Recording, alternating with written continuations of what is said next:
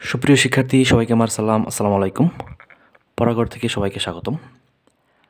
আজকে আমরা শুরু করব উচ্চতর গণিত নবম দশম শ্রেণীর নতুন কারিকুলামের প্রথম অধ্যায় সেট ও ফাংশন। অর্থাৎ প্রিয় শিক্ষার্থী, তোমরা অবশ্যই জেনেছো যে গত বছরের যে কারিকুলাম দেয়া হয়েছিল সেই কারিকুলাম বাদ দিয়ে 2025 সালে নতুন কারিকুলাম এর পাঠ্য বই দেয়া হয়েছে। অর্থাৎ গত বছর এর আগের বছরের যে পাঠ্য বই সেই পাঠ্য বই সূচিত করা হয়েছে। এই উচ্চতর গণিতের প্রথম অধ্যায়ে রয়েছে সেট ও ফাংশন। প্রথমে রয়েছে সেট।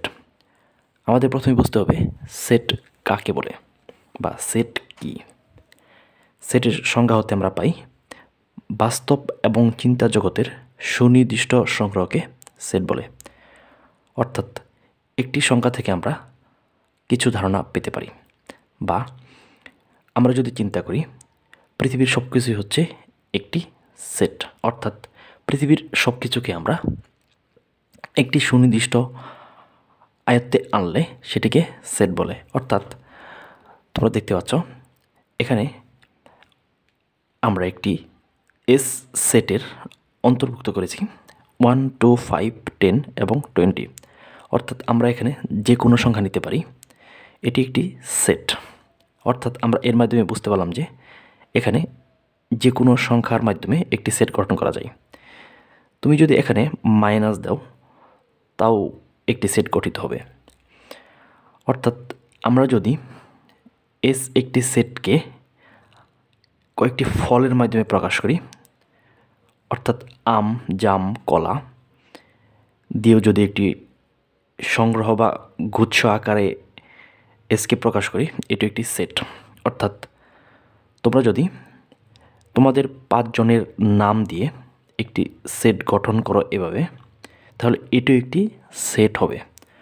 অর্থাৎ পৃথিবীর সকল কিছুই হচ্ছে সেট, যেটা তোমরা বাস্তব এবং চিন্তা জগতে আলোচনা করো বা ভাবো।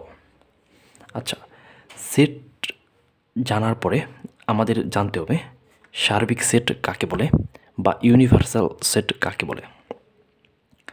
সার্বিক সেট বা ইউনিভার্সাল সেট হচ্ছে মূলত পুরো একটি সেট নির্দেশ করে, যেটা একটি শর্তের মাধ্যমে প্রকাশিত হয়।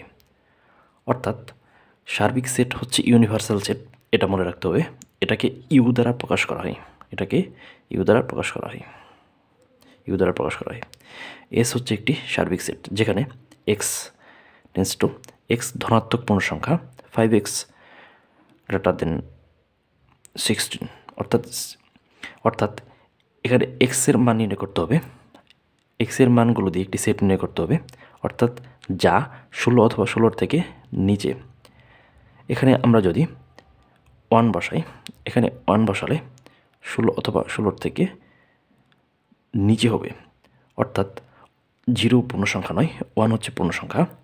তাই অবশ্যই আমাদেরকে ধনাত্মক পূর্ণ সংখ্যা বসাতে হবে। 16 থেকে নিচে যায় এমন সংখ্যা দ্বারা সেট নির্ণয় করতে হবে। অর্থাৎ 5 × 1 একটি পূর্ণ সংখ্যা, ধনাত্মক সংখ্যা। তাহলে হচ্ছে আমরা যদি 1কে 5 দ্বারা গুণ করি তাহলে হবে 5। অর্থাৎ 16 থেকে ছোট। আমাদের শর্তে এটি যায়। আমরা যদি 2 দ্বারা গুণ করি, 5 দুগুণে 10। অর্থাৎ 10 হচ্ছে 16 থেকে ছোট, এটাও যায়। আমরা যদি 3 দ্বারা গুণ করি, 3 × 5 = 15। এখানে 16 থেকে 15 হচ্ছে ছোট, তাই 15 এই শর্তে যায়। কিন্তু এখানে আমরা যদি 4 দ্বারা গুণ করি, 4 × 5 = 20, মানে হচ্ছে 20। 20 হচ্ছে 16 থেকে বড়, অর্থাৎ এই শর্তে যায় না। তাই আমাদের এস সেটের শর্ত মোতাবেক 5, 10 এবং 15 দ্বারা এই ইউনিভার্সাল সেটটি সূচিত হয়। আমরা এখন যাব পরবর্তী উদাহরণে। টি দ্বারা একটি ইউনিভার্সাল সেটকে নির্দেশ করে। অর্থাৎ এখানে দেয়া আছে এক্স টেন্স টু এক্স ধনাত্মক পূর্ণ সংখ্যা। আমাদের অবশ্যই এই শর্তের দিকে মনোযোগ দিতে হবে।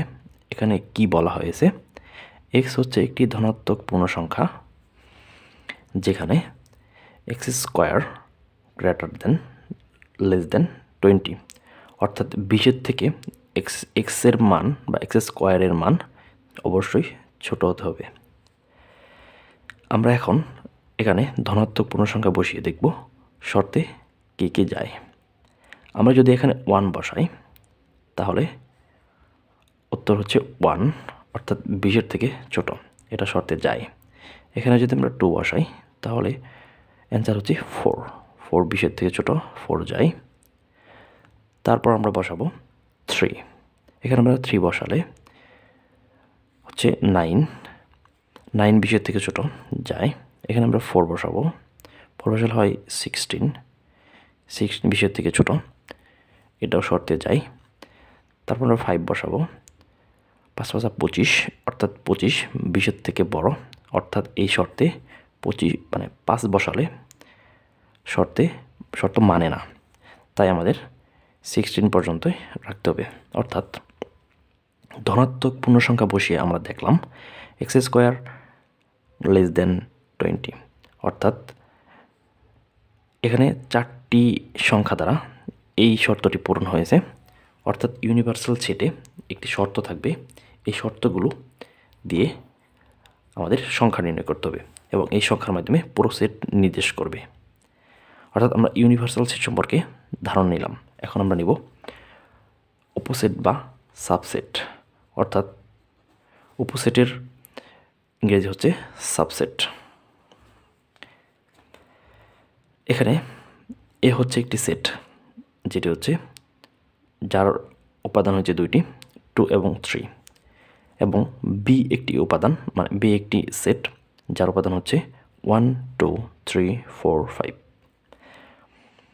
অর্থাৎ আমরা এখানে একটি কমন বিষয় লক্ষ্য করছি, আমাদের বিতে যে উপাদানগুলো রয়েছে এর উপাদান 2টাই বিতে কমন রয়েছে। অর্থাৎ এখানে আমরা বলতে পারি এর সাবসেট বা অপোজিট, বি এর সাবসেট বা অপোজিট হচ্ছে এ সেট। আমি আবার বলছি 2 এবং 3 বিতে রয়েছে, তাই বি এর সাবসেট বা অপোজিট একে বলতে পারি। অর্থাৎ এটি এভাবে প্রকাশ করতে হয়। অর্থাৎ আমরা সাবসেট প্রকাশ করব ঠিক এইভাবে, নিচে একটি ড্যাশ এবং ইউ ডান দিকে উল্টা করে। অর্থাৎ উপসেট এবং সাবসেট হচ্ছে এ একটি সেট, এই সেটটি যদি বিতে কমন যায়, মানে বি এর উপাদানগুলোর সাথে মিলে যায়, এবং বি এর উপসেট হবে এ। অর্থাৎ এটি এভাবে প্রকাশ করা হয়। আমরা আজকে শিখলাম সেট কাকে বলে এবং সেটকে কীভাবে প্রকাশ করতে হয়, সার্বিক সেট সম্পর্কে জানলাম, অর্থাৎ ইউনিভার্সাল সেটের শর্তগুলো দেখলাম এবং উপসেট বা সাবসেট সম্পর্কে ধারণা নিলাম। আমরা পরবর্তী সময়ে আরও বিস্তারিত আলোচনা করব। পরবর্তী সময়ে সকল ভিডিও দেখার জন্য আমাদের চ্যানেলটিকে সাবস্ক্রাইব করে পাশে থাকা বেল আইকনটিতে ক্লিক করো। সবাইকে ধন্যবাদ।